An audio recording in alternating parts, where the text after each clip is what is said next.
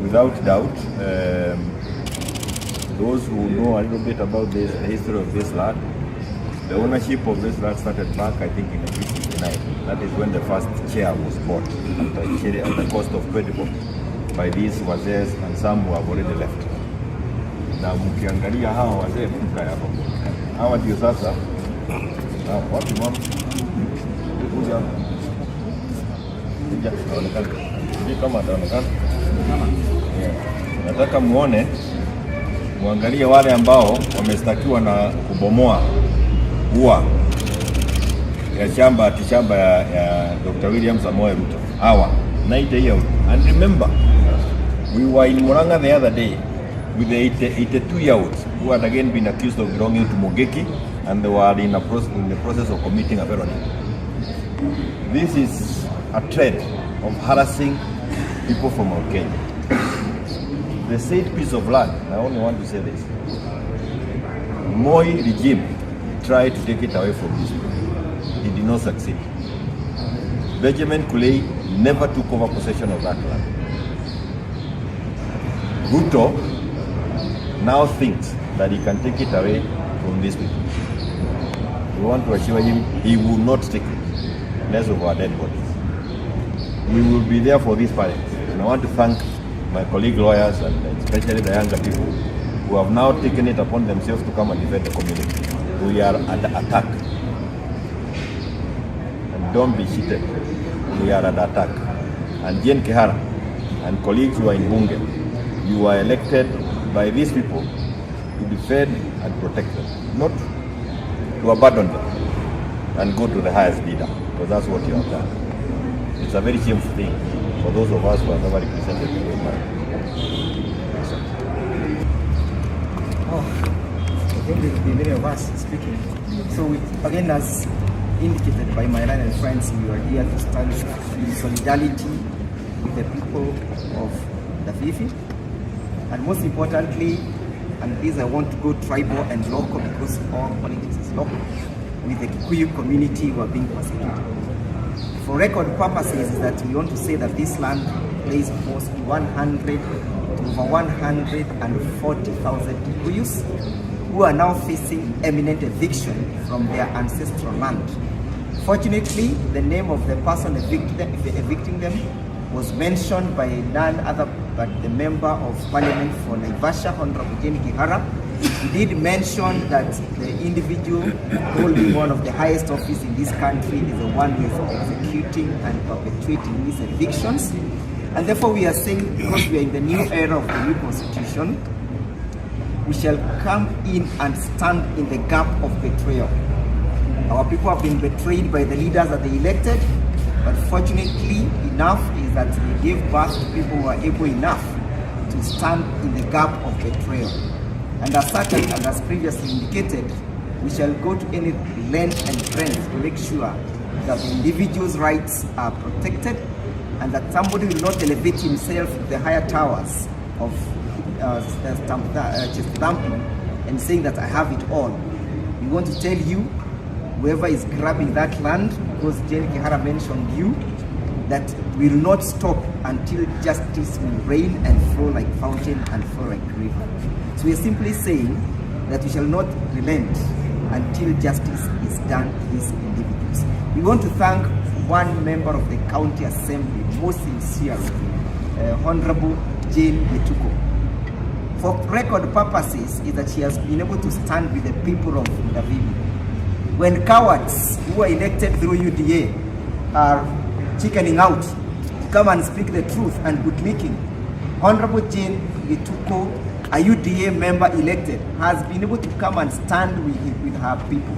And that is the spirit that we want to speak to, and that's the invitation we invite. Thank you. As you can be able to see, we were a number of advocates representing these residents of Jubilee farm who occupies a parcel of land that they tell us is 1,500 acres.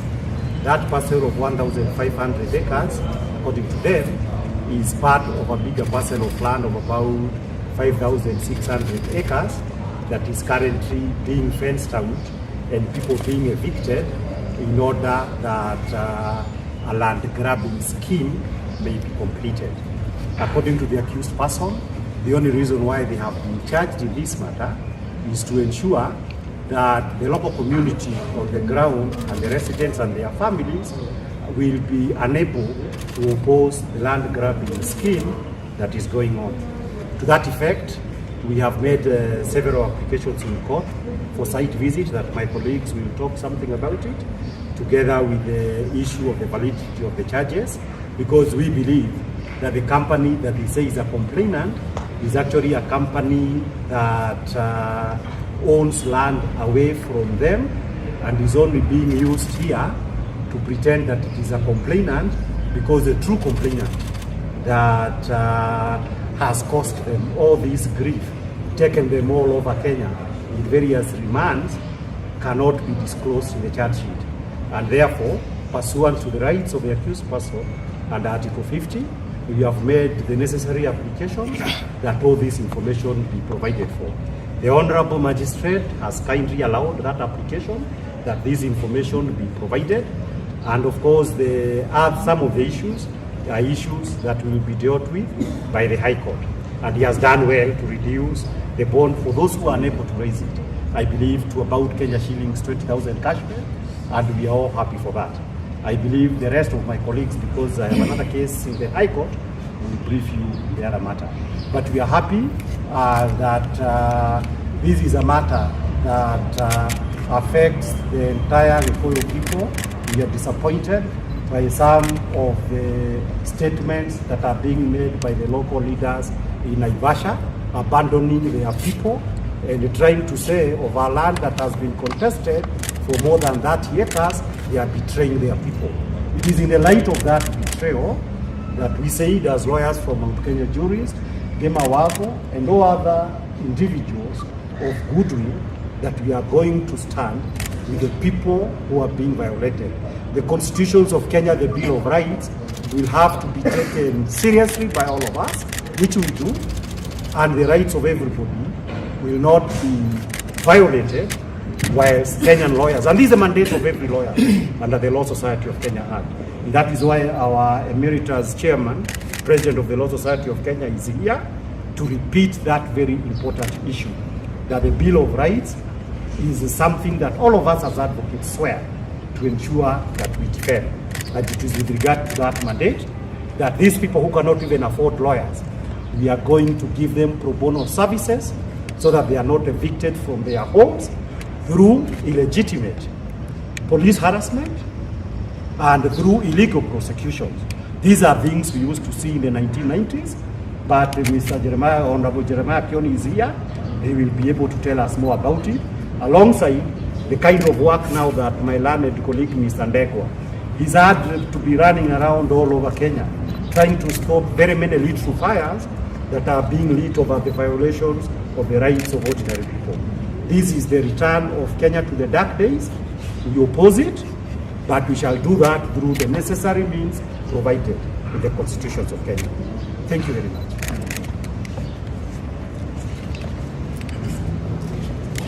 Ladies and gentlemen of the press, we have, as a group of lawyers, today pro bono represented persons who are accused of malicious damage to property and the ongoing evictions around the BBL. We are concerned, first of all, that despite the offense alleged to have been committed in Naivasha, that these persons and the accused persons have been brought to Nairobi, and we understand that there is another group that is supposed to be charged in Kajiado. We see that as an abuse and a departure from the normal criminal process, and we attribute that to an intention to violate the rights of the accused persons, and it is because of that threat that we have joined today with other lawyers to ensure that we give them pro bono representation. To the true owners of this case, we want to tell you that as advocates, we are prepared to challenge not only this criminal trial, but the intended acquisition of the property that is in dispute. That will be challenged in court, and we are going to ensure that we mount serious and credible court action to challenge the ownership of that land. To the politicians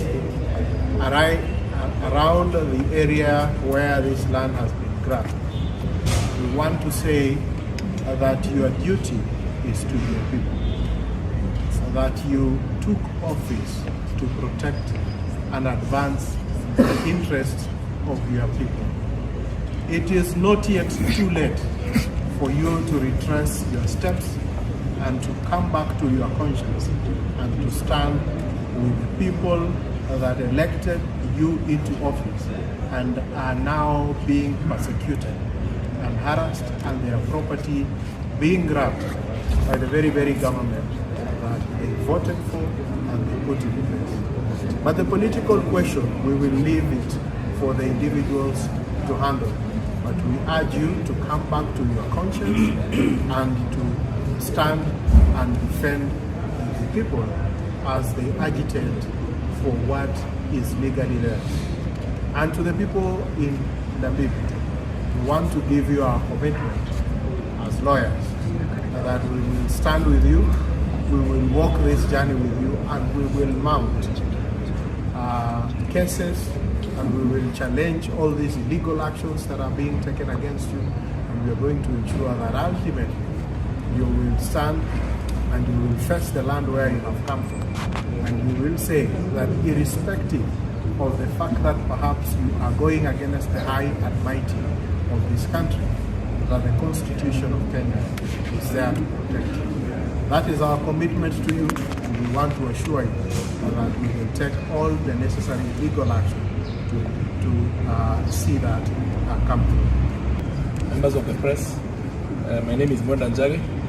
I'm one of the counsels on record on behalf of the accused persons. The reason I've called this Mwizi, who also happens to be my client, by the name of Wewe Wanyeki, he is 90-year-old man among the accused persons who are alleged to have destroyed the land in Jubilee. I secured his release sometimes last week, having paid the cash bail of 50,000 then, through the intervention of Dr. Jimmy Wanjege, who paid that cash bail and was released from industrial area. The other 28 who will not be able to raise, we are happy to report that at least the court has today revised that cash bail from 50 to 20,000. These are the kind of accused persons who are alleged to have destroyed that particular property. I wonder which strength he has to destroy a tono. But the most important thing is that there is a title deed of where my clients exist. The title deed dated 26th of March 1974 of 1,004 acres. That is a sweet property that they have existed, and we are wondering which new title has been produced by the alleged new owner. Without any fear of contradiction, on the 8th of March 2024, the Honorable Jane Kihara Area MP made pronouncements that that land is now owned by none other than Dr. William Samoei Ruto. Silence means consent. It's only fair and just if the alleged new owner has instruments of title to furnish us, and we know on what basis he's alleging that he has a title, whereas we have an already existing title which has been found to be a legitimate title at the ELC court in Naivasha. Secondly, I wish to mention that those actions which are happening there, they amount to offenses of grave concern based on the numerous people being affected, who are 140,000 who are facing imminent threat of eviction. And I wish to emphasize that the BBI case pronounced itself that presidential immunity does not lie when the person of the president engages in a civil wrong.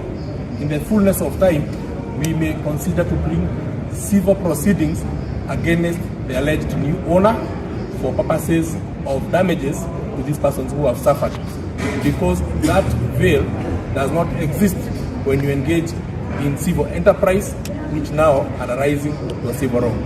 This is the embodiment of the persons facing eviction, and it's only fair.